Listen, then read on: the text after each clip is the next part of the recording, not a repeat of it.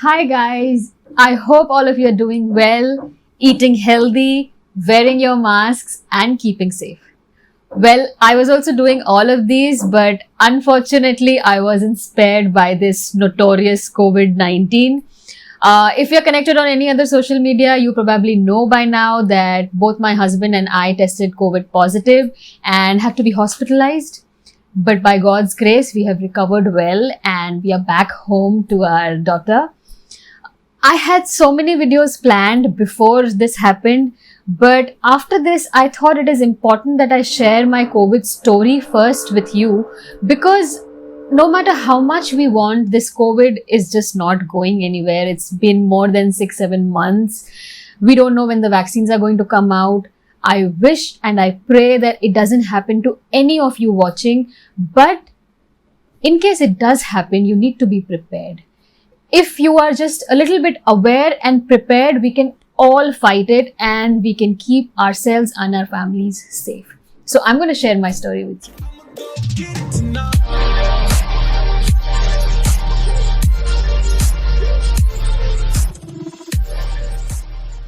On Wednesday, 30th of September, by the end of day, I felt very tired, like more than usual.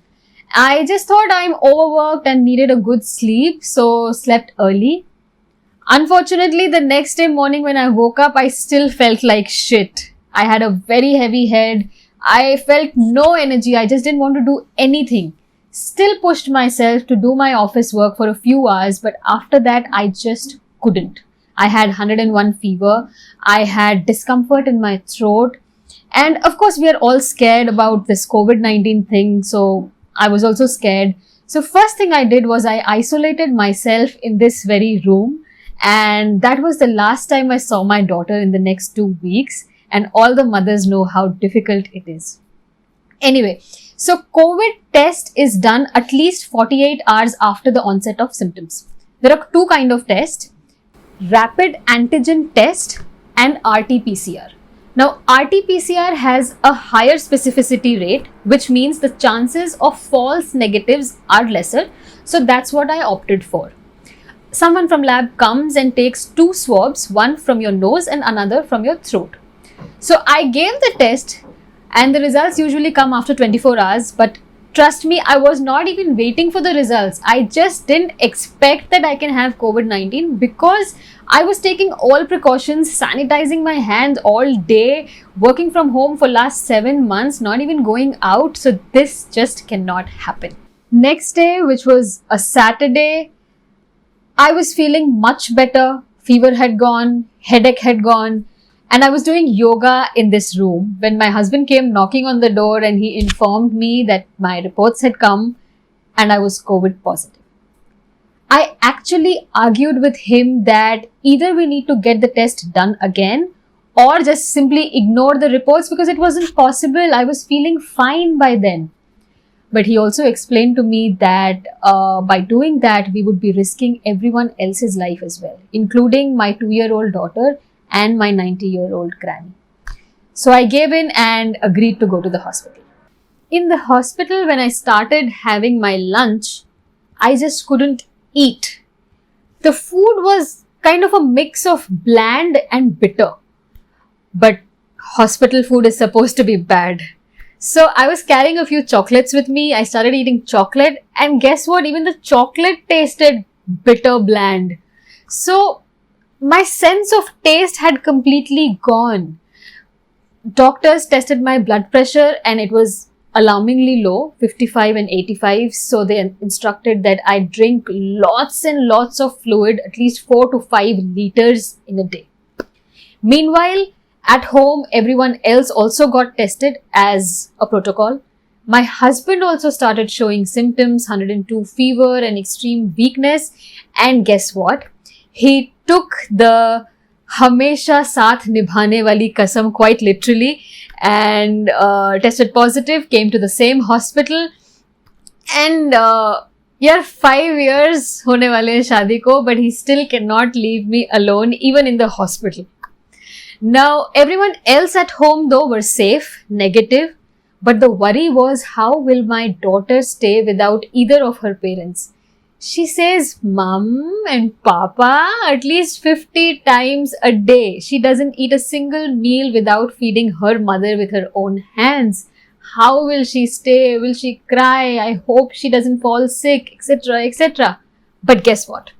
The first time we video called her from the hospital, she was so excited. She kept saying mum and papa. So she doesn't speak entire sentences yet. But it was like she wanted to ask, Mum, where are you? Why are you guys not with me, not playing with me? But the second time we called her, she said Mum once and left. She was happily playing with her grandmother. She adjusted so well, ate properly, slept well, so all was good with her. Coming back to the hospital, we were given the best care possible. The doctors, the staff, they were all so cooperative and caring. I can't thank them enough for risking their lives, being around COVID patients day in and day out, still helping us out in every possible way. Now, while I did think that I had no issues and I was all prepared to still keep making videos and do yoga and dance even from the hospital, unfortunately, I again started showing symptoms. I had fever again, throat pain, extreme weakness and very low blood pressure. Same was the case with my husband. We were also not able to eat properly. In fact, I threw up a couple of times when I forced myself to eat. There is no COVID-19 treatment as such. So we were given a 5-day antiviral injection course of remdesivir, a 5-day antibiotic course and a lot of supplements. We also had to undergo a lot of tests to make sure that there was no internal damage.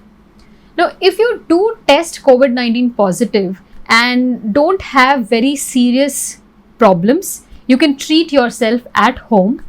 And here are a few tips for that you can follow. First and foremost is isolation. We isolated ourselves even after coming back from the hospital. Complete 2 weeks isolation. Please keep others safe. Second is hydration. 4 to 5 liters of fluid in a day. Water, of course, but coconut water, fruit juices, hot turmeric milk and kadha. These will help a lot. Third is keep checking your oxygen saturation levels. Now, fortunately, neither my husband nor I face breathing issues, but a lot of the people are facing breathing issues during COVID-19. So it is important that you keep measuring your oxygen saturation level every 3-4 hours. Now, one tip here, do a 6-minute normal walk, like not brisk walking, but at normal pace, and then measure your oxygen level. This will help you minimize any kind of risk if you're trying to treat COVID-19 at home. Fourth is eat healthy. Avoid outside food. Eat home-cooked food. Include a lot of fruits and vegetables. Fifth is try and do some breathing exercises daily, like Anulom Vilom. So we did that every day in the hospital also. And finally, do consult a doctor that is treating COVID patients, and follow the medication that he advises. So when I met my daughter after 2 weeks, you won't believe her reaction.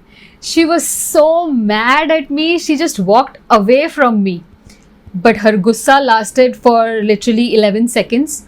And then she came running towards me, hugged me, kissed me all over and would just not let go of me for next 2 days. And then she was back to normal. I hope you found this video useful. If you have any questions that I haven't answered already, do write in the comment section. I will be happy to answer each and every question. And I will be back with my fitness related videos soon. Stay tuned. Till then, if you still haven't subscribed my channel, please do follow me on Instagram. See you again soon.